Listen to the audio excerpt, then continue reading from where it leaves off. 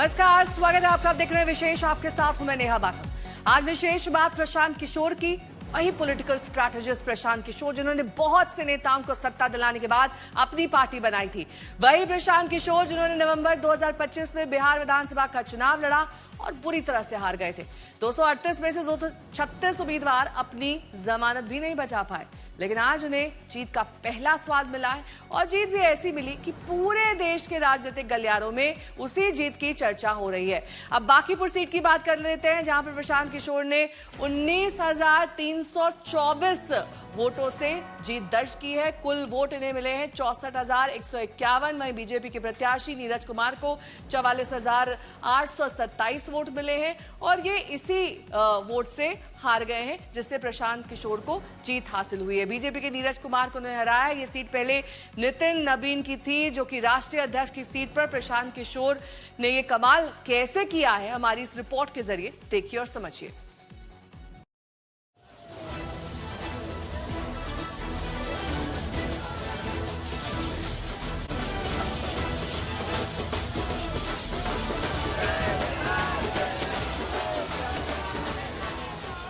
ये सीधा सीधा मैसेज है। 30 बरस का जो गढ़ है वो सिर्फ 30 दिनों में ढह गया। वो सिर्फ इसलिए ढहा है कि बिहार के लोग भी चाहते हैं कि अब 4 किलो 5 किलो अनाज और जाति से ऊपर उठकर हम लोग के बच्चों के पढ़ाई रोजगार के लिए केंद्र सरकार और राज्य सरकार काम कर। आम तौर पर उपचुनाव के नतीजों की खबरें अखबारों के सिंगल कॉलम में छिप जाती हैं, लेकिन बिहार के बांकीपुर के उपचुनाव के नतीजे कुछ अलग हैं। इसीलिए चर्चा तो पूरे देश में हो ही रही है, बल्कि इस नतीजे के बड़े मायने भी खोजे जा रहे हैं। बांकीपुर से बीजेपी की हार में क्या बड़ा संदेश छिपा है? क्या प्रशांत किशोर बीजेपी के लिए कोई बड़ा खतरा बनने वाले हैं? क्या प्रशांत किशोर ने लोगों को एक तीसरे विकल्प के बारे में सोचने को मजबूर किया है? क्या प्रशांत किशोर की जीत बिहार में सम्राट चौधरी की सरकार का रेफरेंडम था? ये भाजपा के केंद्रीय नेतृत्व को ये संदेश देने का एक प्रयास है बिहार की जनता के द्वारा कि बिहार में किसी अच्छे व्यक्ति को मुख्यमंत्री बनाइए। बांकीपुर उपचुनाव का नतीजा इसलिए महत्वपूर्ण था क्योंकि यह बीजेपी के राष्ट्रीय अध्यक्ष नितिन नवीन की सीट थी। बांकीपुर की सीट पहले पटना पश्चिम कही जाती थी और इस सीट से नितिन नवीन के पिता नवीन किशोर प्रसाद सिन्हा 1995 से 2005 तक विधायक रहे।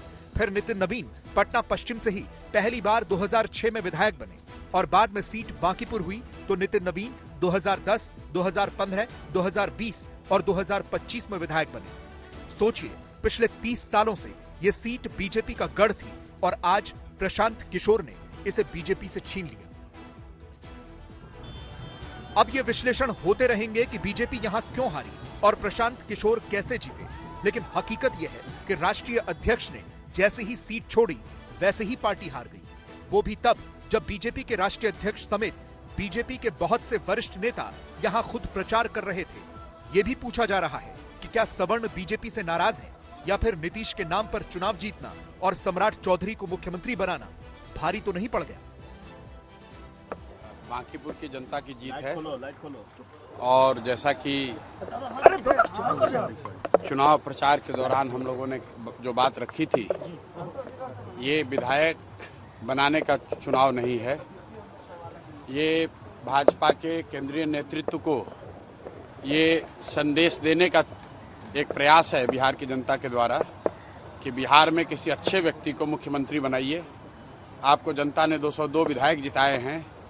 किसी अपराधी, किसी गलत चाल चरित्र चेहरा वाले व्यक्ति को बिहार का नेतृत्व मत दीजिए। अच्छे आदमी को बनाइए ताकि बिहार में भी शिक्षा हो, बिहार में भी बच्चों के लिए रोजगार हो, बिहार के बच्चों को भी बाहर मजदूरी करने न जाना पड़े। ये संदेश बांकीपुर के लोगों ने दिया है। बाकी विधायक जीतना हारना ये तो राजनीति है, चलता रहता है। जिन लोगों ने मत दिया उनका धन्यवाद कर रहे हैं। जिन्होंने मत नहीं दिया है उनको यही कहेंगे कि आपसे आपका विश्वास जीतने के लिए और मेहनत और प्रयास करेंगे। लेकिन महत्वपूर्ण बात यह है कि बिहार को अच्छा नेतृत्व मिलना चाहिए, बिहार सुधरना चाहिए और लोकसभा से पहले मोदी जी को, भाजपा को, अमित शाह जी को ये देखना चाहिए कि बिहार में कैसे बेहतरी हो, बिहार में बच्चों को रोजगार कैसे हो, पलायन कैसे बंद हो। एकमात्र यही उद्देश्य है। हम लोग को विधायक बन के ठेका पट्टा नहीं करना है। एक और एकमात्र उद्देश्य है, चाहते हैं कि बिहार में बेहतरी हो, शायद इस बार इस उपचुनाव में प्रशांत किशोर की जीत की भविष्यवाणी तो बड़े बड़े विशेषज्ञ भी नहीं कर पाए, क्योंकि बीजेपी ने इस सीट को जीतने के लिए पूरा जोर लगाया था। प्रशांत किशोर ने 2025 में बिहार विधानसभा का चुनाव बहुत मजबूती से लड़ा था, लेकिन जब नतीजा आया तो वो कहीं नजर नहीं आए। सबको लगा कि प्रशांत किशोर राजनीति का वो गुब्बारा थे जिनमें चुनाव से पहले हवा भरी गई और चुनाव हुए तो हवा निकल गई। प्रशांत किशोर की जन स्वराज पार्टी ने 2025 के चुनावों में 238 सीटों पर उम्मीदवार उतारे, एक भी सीट नहीं जीत पाए। 238 में से 236 की जमानत जब्त हो गई और उन्हें कुल 16,77,583 वोट मिले, यानी करीब 3.34%। सबको लगा कि प्रशांत किशोर का चैप्टर ओवर है, क्योंकि हार ही इतनी बड़ी थी, लेकिन प्रशांत किशोर ने उम्मीदें नहीं छोड़ी।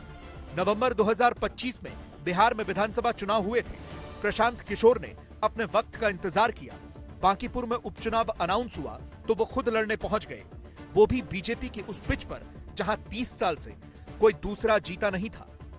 जातिगत से लेकर सारे समीकरण बीजेपी के पक्ष में थे, लेकिन पीके ने बीजेपी का यह किला ढहा दिया। किला किसी का नहीं होता है। 30 साल का किला 30 दिन भी नहीं लगा, और उसकी एक बड़ी वजह यह है कि भाजपा ने चुनाव जीतने के बाद यहाँ पर एक अपराधी प्रवृत्ति के आदमी को, एक गलत चाल चरित्र के चेहरा वाले व्यक्ति को बिहार का नेतृत्व दिया है, जो बिहार के लोगों को स्वीकार्य नहीं है।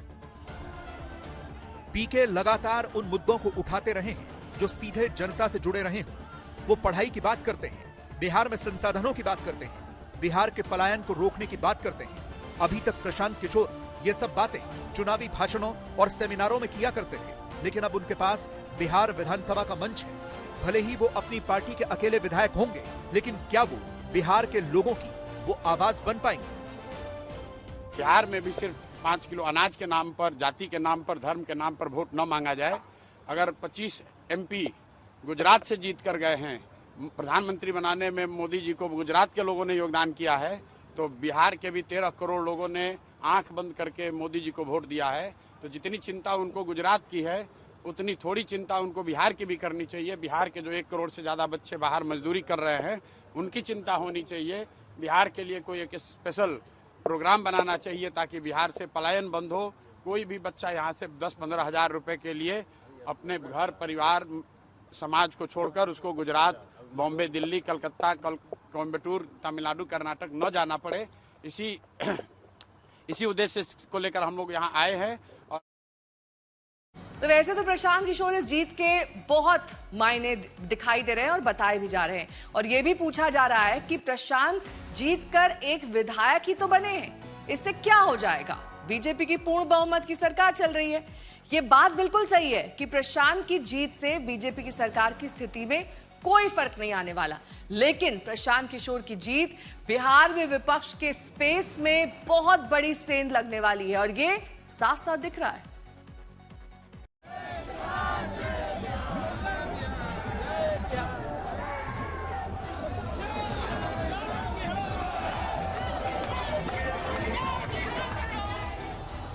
जो किला 30 साल से अजेय था, जहां की हवाओं में सिर्फ एक ही दल का परचम लहराता था, पटना का वो बांकीपुर आज एक नए इतिहास का गवाह बना है। चाणक्य नीति से राजाओं को गद्दी पर बिठाने वाला रणनीतिकार जब खुद स्कूल का बस्ता लेकर रणभूमि में उतरा, तो दिल्ली से लेकर पटना तक के सिंहासन डोल गए। लड़ाई व्यक्तिगत नहीं है। सम्राट चौधरी का जो चाल चरित्र चेहरा है वो पब्लिक डोमेन में है। अगर आप किसी अपराधी को बिहार का राजा मुख्यमंत्री बनाएंगे तो बिहार की तरक्की नहीं हो सकती है। तो हम लोग की लड़ाई किसी व्यक्ति से नहीं है। बहुमत भाजपा का है, एनडीए का है, मुख्यमंत्री तो उन्हीं का बनेगा। हम लोग बस इतना ही आग्रह कर रहे हैं, बिहार की जनता इतना ही आग्रह कर रही है, बांकीपुर की जनता इतना ही मोदी जी से आग्रह कर रही है कि किसी अच्छे चरित्रवान काबिल आदमी को बिहार का मुख्यमंत्री बनाइए, ताकि बिहार के लोग भी इस बात का गौरव, बिहारी होने का गौरव कर सकें, ताकि हम लोग के बच्चों के लिए भी पढ़ाई रोजगार की व्यवस्था हो। सब कुछ सुविधा अगर गुजरात के ही लोगों को मिलेगी तो सिर्फ बिहार के लोग कहाँ जाएंगे। गुजरात के लोग 1 लाख करोड़ के बुलेट ट्रेन पर चलेंगे, वो ठीक है, लेकिन हम लोग को कम से कम पैसेंजर भी तो मिलना चाहिए। बिहार के लोग सिर्फ मजदूरी करने के लिए नहीं पैदा हुए हैं, और 5 साल के लिए भाजपा को मैंडेट मिला है। उनको अच्छा आदमी देना चाहिए, अच्छे लोगों को मंत्रिमंडल में रखना चाहिए, ताकि बिहार की तरक्की हो, बिहार का विकास हो। इतिहास गवाह है कि जब व्यवस्थाएं अपनी ताकत के नशे में होती हैं, तब जनता बदलाव की स्याही से अपनी तकदीर का नया पन्ना लिख देती है। बिहार के बांकीपुर विधानसभा सीट पर 1995 से लगातार बीजेपी का कब्जा था।